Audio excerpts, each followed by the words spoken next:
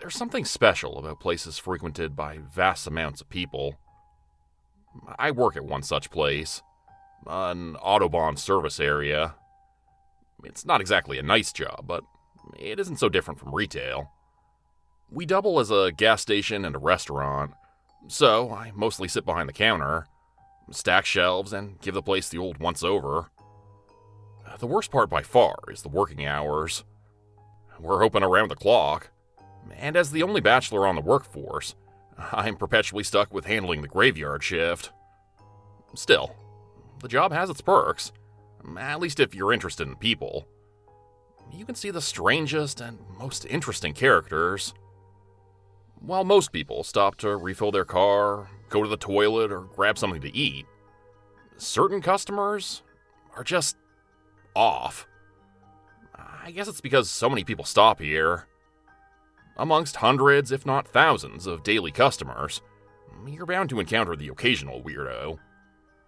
One is a certain man who shows up every once in a while. He comes in, finds himself a spot in our station, and just stands there, sometimes for more than an hour. He buys nothing, never goes to the toilet, and never interacts or even makes eye contact with anyone. No, he just stands there, doing nothing. It's the weirdest thing. I once asked one of my older coworkers about him. All he said was that the guy had been showing up for years. I eyed him curiously, expecting a tale, but he just shrugged, told me the guy wasn't dangerous and to leave him be. I did just that, but he still gives me the creeps whenever he shows up. Another day, a sweaty man entered the station and rushed straight for the toilets. Once he was done with his business, he went to the freezer and got himself a bottle of mineral water before he entered his car and drove off. Nothing special about that. Things got strange 10 minutes later. Another car arrived and parked in the exact same spot. A moment later, a sweaty guy entered. He looked exactly the same. Wore the same blue shirt and the same cargo pants.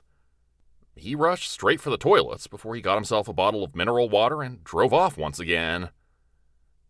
Needless to say, I was unnerved and didn't understand what had just happened. I blinked, watched the time, and after another 10 minutes, I half expected him to show up again. He never did. In the end, I told myself my eyes must have been playing tricks on me. It had been a hot day, an extremely hot day, and he hadn't been the only one who was sweaty and thirsty. Far from it. Hell, maybe it was just two people who looked similar. Yet, even now, I can't help but be unnerved when I think about it. What happened last night, however, was different. It can't be written off as déjà vu or my eyes playing tricks on me. Like all service areas, ours has a parking lot, a huge one. Most of it is parking space reserved for trucks, since many truck drivers choose service areas to rest or to stay the night. While there are the occasional assholes amongst them, most of them are good, friendly people. Now that winter's over and it's getting warmer, I often see them sitting together in the evening. Sometimes you even see them barbecuing. It's not as fancy as it sounds. Just a couple guys putting down one of those small, disposable grills, roasting a few sausages, and sharing a beer or two. I guess, after sitting in your truck all day, every day, you're in need of some company. Whenever I was on the graveyard shift, I would watch their interactions. There really wasn't anything else to do. Our busiest hours were during the early morning, the late afternoon, and the early evening. The rest of the day, the place was half empty. Last night was the same. I came to work in the early evening, handled the last big surge of customers, and prepared myself for a lazy night. As so often happened, a handful of truck drivers had stopped here for the night, and around 9 in the evening, one of them entered the station to stock up on provisions. He got a disposable grill, a few packs of sausages, and 2 6-packs of beer. I watched him as he made his way back to the small group, and watched as the men promptly shared a beer together. As my eyes wandered from them over the rest of the parking lot, I saw another truck had stopped at the other end of the parking lot. The first thing I noticed was the state the truck was in. It looked old, dirty, and as if it had been on the road for decades. Whatever ads or names had once been painted on its side had long since faded into obscurity. Well, I wondered why this thing was even allowed on the road, given the state it was in. The cabin doors opened and two men exited.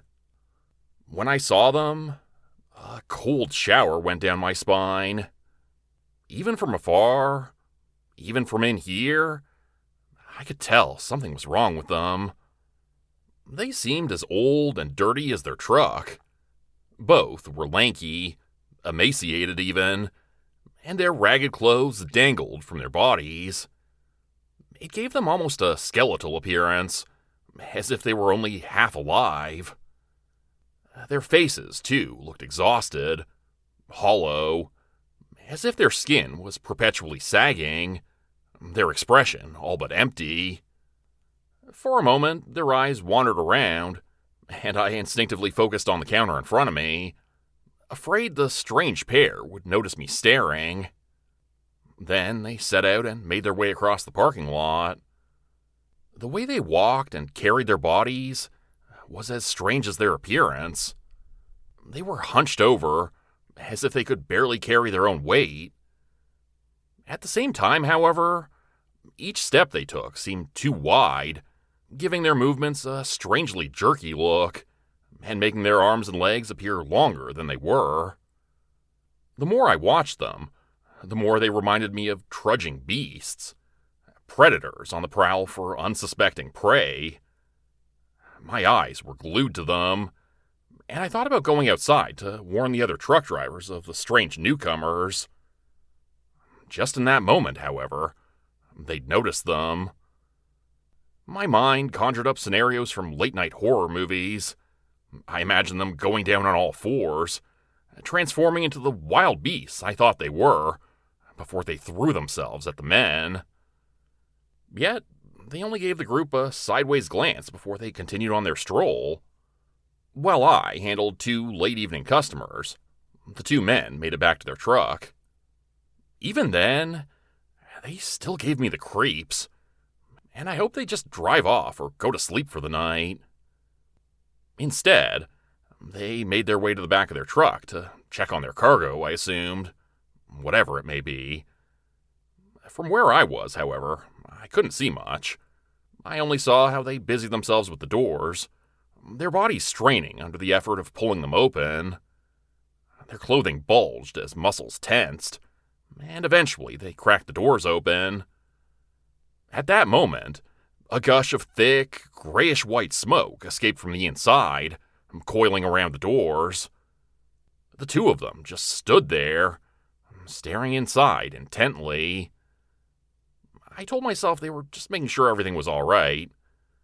But why were they standing there like that? What was up with that strange white smoke? I'd seen my share of cooling trucks over the years, but this looked nothing like cold air. They stood there for what must have been minutes, not moving. All the while, the strange smoke kept steaming from the truck, curling around the rusty metal as if holding on to it. Suddenly, with a loud bang that made me jerk up, they threw the doors shut again. When they stepped away from the truck, however, I noticed something had changed. Before, their faces hadn't shown a hint of emotion. Now, they both seemed euphoric, grinning widely, their faces frozen in a mask of perpetual glee. Once more, I shivered, averted my gaze, and began haphazardly sorting through the shelf behind the counter. Yet, I couldn't fight my curiosity for long. Soon enough, I watched the parking lot again. By now, the two of them had begun another stroll. This time, however, I could tell where they were going, and a few moments later, they approached the group of barbecuing truck drivers. For a second, all was quiet, and once more, I saw the situation escalate in front of my mind's eye. But then they were invited to sit down. Before long, they were happily chatting with the rest of the group. As I watched, everything seemed normal enough, and I couldn't help but call myself superstitious. The two newcomers had even brought a bottle of booze of their own, had probably grabbed it from the back of their truck. Who knows? Maybe they were just a pair of weirdos. Two guys who had been on the road for as long as their truck. Who was I to judge them? But as much as I tried to relax, I couldn't. While taking care of the usual late-night chores, my eyes constantly wandered back to the group of truckers. All was normal. Just another night at the service area. Still, those two guys, they just felt off. Even as they sat there was this aura around them. Somehow, they didn't belong, and were of a different breed than the rest. It was midnight when something else happened. Suddenly, the entire group got to their feet, and I watched as the two newcomers led the rest to their truck. I don't know what I expected, but my eyes grew wide when they all approached the back of the truck. Once more, the two strange men busied themselves pulling open the back of the truck before they stepped aside. Instantly, the other four men froze. For minutes, they just stood there, as if in a trance, staring into the back of the truck. Once more, I cursed at myself because I couldn't see what the hell was going on. All I could see was the same strange white smoke streaming outside. Then, the first of the four truckers leaned forward, as if trying to get a better look, before he approached the doors and vanished inside. After only a minute, only the two strange newcomers remained. But at that moment, I saw something. It was dark by now, and the only light was that of a few lonely street lamps. Yet, for a second, I could have sworn I saw a bunch of hands hidden below that smoke. My eyes grew wide, and I felt myself leaning forward over the counter. What the hell was going on over there?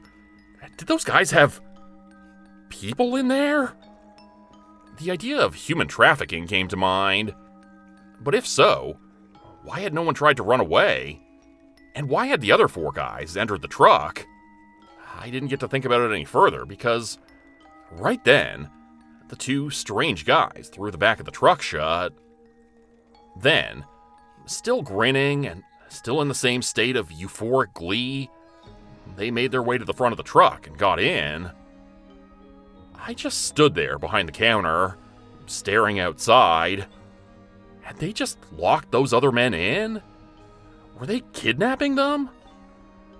I was prepared for them to start their truck and drive off, but nothing happened. Minute by minute passed, and I grew more and more antsy. My phone was in my hand, ready to call the cops, and had been for minutes. But somehow, I wasn't able to do anything. I was too confused. This entire situation was too surreal. And then, after a good 10 minutes, the two strange guys left their truck again. They cracked open the back, and once more, the heavy smoke wafted outside. This time, however, I concentrated on nothing but the smoke. I saw it again. Something slithering, twitching, moving below it. Almost as if the smoke itself was alive. A moment later, the other four truck drivers made their way outside. To my surprise, they all seemed to be okay. Neither angry nor hurt. Instead, they were grinning in exactly the same way the other two were. Even stranger yet, each one of them was holding some sort of package in their hands. At that moment, however, I realized not only how long I'd been staring, but also that they'd noticed me. The two strange men were staring over at me, their eyes digging into me. I instantly looked away. But when I took a single sideways glance, I found them still staring at me. I felt hot, and sweat broke out all over my body when the two of them took a few well-measured steps in my direction. "Oh God, no," I muttered to myself. Then they stopped again, but their eyes were still focused on me, staring me down. By now, however, their euphoric grins were gone, replaced by cold, hard stares. And then, one of them jerked forward, almost as if he were about to dash across the parking lot to get me. In sudden shock, I cringed back, stumbling against the shelf behind me. Yet, he didn't come for me. No. All he'd done was pretend to. But it had been enough. I understood instantly. This was a threat. And when one of them raised a finger to his lips, all I could do was nod. For a few more seconds, they stared me down before they turned around, entered their truck, and drove off. Once they were gone, I slid down and slumped to the floor, panting and shaking. Who the fuck were those guys? Once I'd calmed down, I remembered the other truck drivers, and when I stared outside, they were all on their way back to their own trucks. When I saw them move, though, I began shaking once more. Before, they'd been normal guys, but now, they moved exactly the same way those others had. The same hunched-over gait, the same jerky movements. It wasn't just that, though. They all seemed thinner, and their clothes were dangling from their bodies, as if they'd lost substantial weight in a matter of minutes. I couldn't help but watch the surreal spectacle, and I couldn't help but watch as they all approached the backs of their trucks. Thankfully, one of them was closer to the station than the rest. All I could see, however, was that he put the package down before fastening it with a pair of tension straps. Yet, for a moment, I could have sworn I saw the same strange smoke coming from it. Eventually, the man closed the back, and just like the rest, he got into his truck, most likely to sleep until morning. I just stood there, staring from truck to truck, not understanding what I just witnessed. For the next couple of hours, I thought about calling the cops. Almost did so a couple times. Then I remembered those guys, their threat, the warning they'd given me, and began freaking out again. Who knows? Maybe they were still nearby, just waiting for me to slip up. Or maybe the other truck drivers were now like them and would come for me. I couldn't think straight. When my coworker arrived in the early morning, I thought about telling him what had happened, but I knew there was no way he'd believe me. Hell, even I wasn't sure what I'd witnessed. So, I did what those guys wanted me to do. I stayed quiet. But once my shift was over and I made my way over to the parking lot, I noticed that one of the 4 truck drivers was already up.